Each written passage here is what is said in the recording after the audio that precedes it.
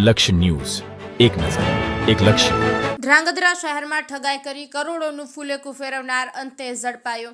ધ્રાંગધ્રા તેમજ અન્ય શહેરના લોકોને વિશ્વાસમાં લઈ ઊંચું વળતર આપવાના બહાને શેર બજારમાં પૈસા રોકવાનું તરકટ રચી ₹1,35,00,000નું ફૂલેકું ફેરવી છૂમંતર થઈ જનાર પ્રશાંત વાઘેલાને ધ્રાંગધ્રા સિટી પોલીસે ઝડપી પાડ્યો છે.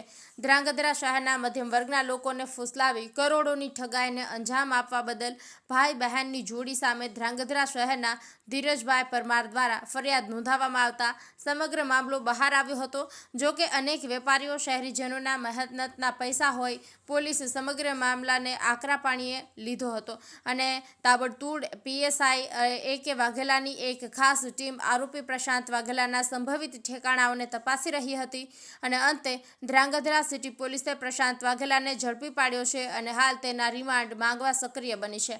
બ્રિજેશ ત્રિવેદી, સુરેન્દ્રનગર.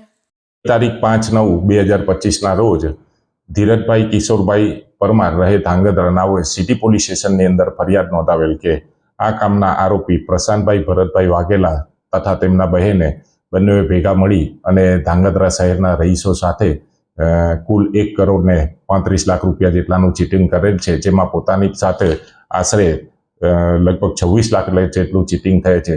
આ બંને આરોપીઓએ ધ્રાંગધ્રા શહેરના રહીશોને શેર બજારમાં નાણાં રોકવાના બહાને ઘણી મોટી રકમ રોકાવેલ અને દર મહિને 15% જેટલું રિટર્ન આપવાના બહાને છેતરપિંડી કરેલ અને ગુનો સુધી આજ દિન સુધી બંને આરોપીઓ નાસ્તા ફરતા હતા.